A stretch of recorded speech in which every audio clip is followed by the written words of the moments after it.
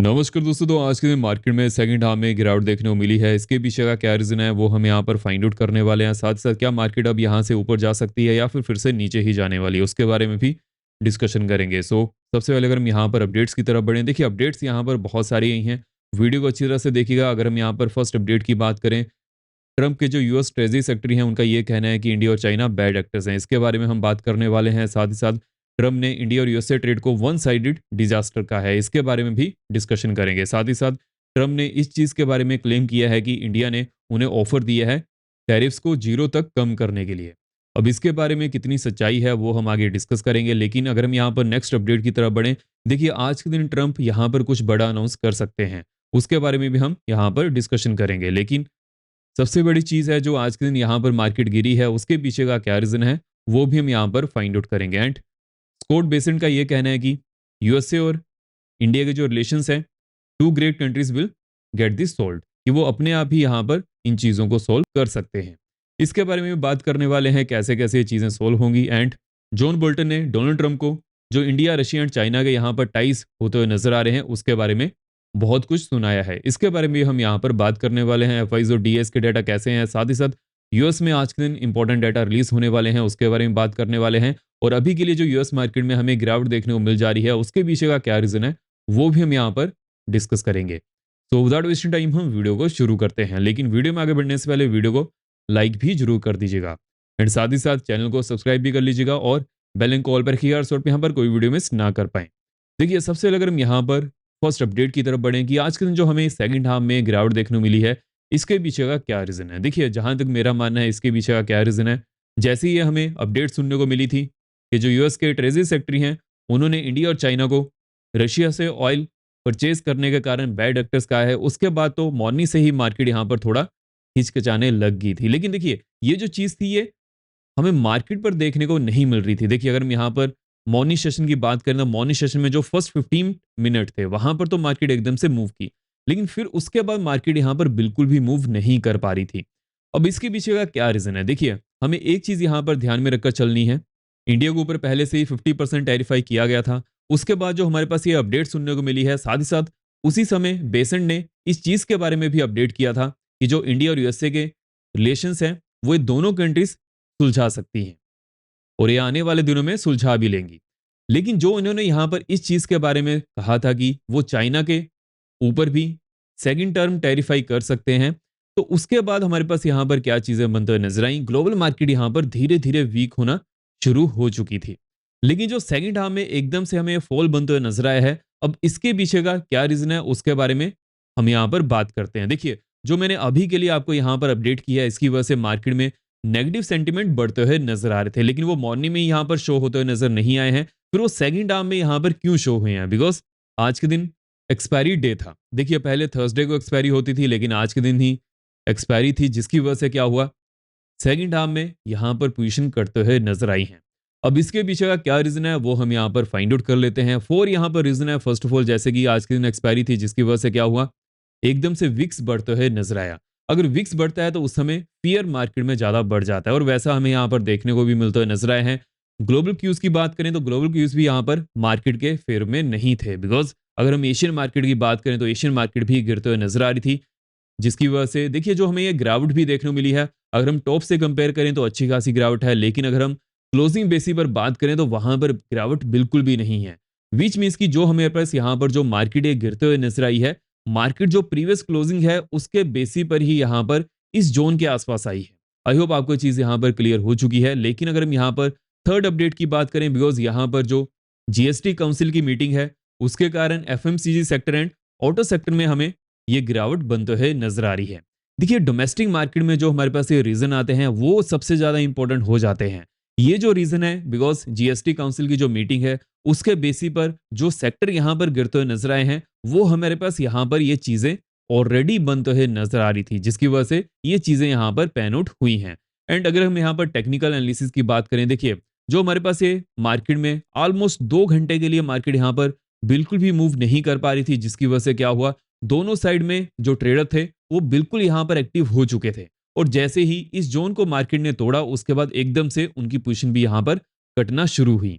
तो ये जो हमारे पास यहाँ पर सिनेरियो बनते हुए नजर आ रहा है, आई होप आपको क्लियर हो चुका होगा कि यहाँ पर हमें गिरावट क्यों देखने को मिली है। लेकिन अब यहाँ से मार्केट कैसा मूव कर सकती है उसके बारे में बात कर लेते हैं। देखिए, ट्रम्प ने इंडिया और यूएसए के रिलेशन को यहाँ पर वन साइडेड डिजास्टर कहा है। उसके पीछे का क्या रीजन है? बिकॉज ट्रम्प का यह मानना है कि इंडिया यूएसए के जितने भी प्रोडक्ट रहते हैं उन पर टैरिफ बहुत ज्यादा चार्ज करता है। बिकॉज देखिए, जो भी डेवलपिंग कंट्रीज रहती हैं, अगर उन्हें अपनी लोकल इंडस्ट्रीज को यहाँ पर डेवलप करना है तो उस समय जो फॉरेन की कंपनीज रहती हैं उनके ऊपर टैरिफ ज्यादा हाइक करना पड़ता है। और ये चीज इंडिया 1990 से ही फॉलो कर रहा है। उससे पहले भी फॉलो करता था, लेकिन ग्लोबलाइजेशन के बाद भी उस चीज को यहाँ पर रखा गया था। जबकि जो अदर कंट्रीज रहती हैं, ग्लोबलाइजेशन के बाद वहां पर टैरिफ बहुत ज्यादा कम कर दिए जाते हैं, लेकिन ऐसा हमें इंडिया में देखने को नहीं मिला था टू प्रोटेक्ट लोकल कंपनीज। अब उसकी वजह से क्या हो रहा है कि ट्रंप का यहां पर यह कहना है कि इंडिया यूएसए के प्रोडक्ट के ऊपर बहुत ज्यादा चार्ज करता है, इसीलिए चीजें यहां पर बनते हुए नजर नहीं आ रही है।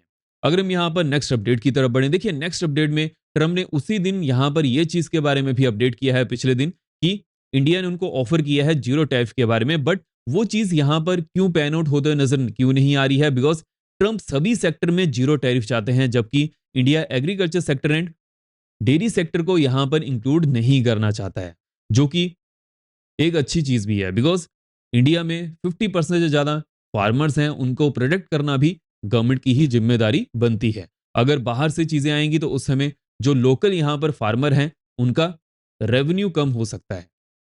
आई होप आपको चीज यहां पर क्लियर हो चुकी है। लेकिन अगर हम यहां पर नेक्स्ट अपडेट की तरफ बढ़े, देखिए जॉन बोल्टन है जो बाइडेन एडमिनिस्ट्रेशन में थे, उनका यहां पर यह कहना है कि डोनाल्ड ट्रंप जो इंडिया, रशिया एंड चाइना के टाइज यहां पर बनते हुए नजर आ रहे हैं उसके ऊपर बिल्कुल भी ध्यान नहीं दे रहे हैं। देखिए ये चीज हमारे पास यहां पर क्यों बनते हुए नजर आई है। यूएसए इंडिया के साथ रिलेशन अच्छे क्यों चाहता था? बिकॉज इंडिया के पहले से ही रशिया के साथ अच्छे रिलेशन थे, हालांकि चाइना के साथ अच्छे रिलेशन नहीं थे।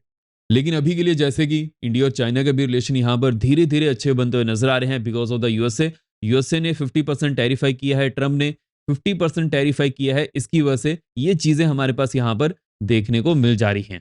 तो जॉन बोल्टन का ये कहना है कि डोनाल्ड ट्रम्प ने इस चीज को अच्छी तरह से हैंडल नहीं किया है।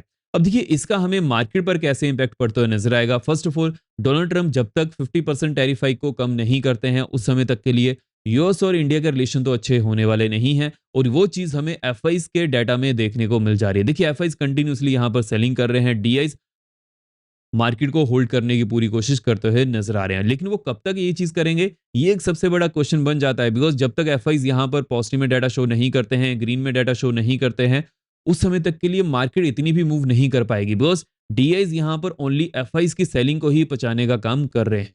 और जो हमारे पास यहाँ पर नेक्स्ट अपडेट मिलते हुए नजर आ रही है, देखिए नेक्स्ट अपडेट हमारे पास यहाँ पर इंपॉर्टेंट होने वाली है। बिकॉज जो यूएस के पीएमए डाटा हैं वो ऑलमोस्ट एक्सपेक्टेड लाइन से थोड़ा कम आए। अब देखिए एक्सपेक्टेड लाइन से पीएमए डाटा यहाँ पर कम आते हैं वो तो मार्केट के लिए नेगेटिव होता ही है। लेकिन अब पहले से ही यूएस मार्केट इतना गिर चुकी है, अब उसके बाद यहाँ से रिकवरी हमें देखने को मिलते हुए नजर आ सकती है। तो वो चीज हमें यहाँ पर ध्यान में रखकर चलनी है। देखिए मार्केट कैसे मूव करती है। मान लीजिए कि मार्केट यहाँ पर ऊपर जा रही है, उस समय अगर कोई भी यहाँ पर पॉजिटिव डाटा आता है, मार्केट इतना ज्यादा रिएक्शन नहीं देती है। अगर वो पॉजिटिव डाटा थोड़ा सा भी कम आता है उसके बाद मार्केट यहाँ से गिरना शुरू करती है। लेकिन अगर मान लीजिए कि मार्केट पहले से ही नीचे जा चुकी है, उस समय अगर कोई भी यहाँ पर स्लाइटली नेगेटिव डाटा भी आता है तो उस समय भी मार्केट रिवर्सल लेना शुरू कर जाती है। बिकॉज जो शॉर्ट पोजीशन है यहाँ पर करना शुरू होती है। लेकिन अब वेडनेसडे के दिन यहाँ पर क्या सिनेरियो बनने वाला है उसके बारे में बात कर लेते हैं।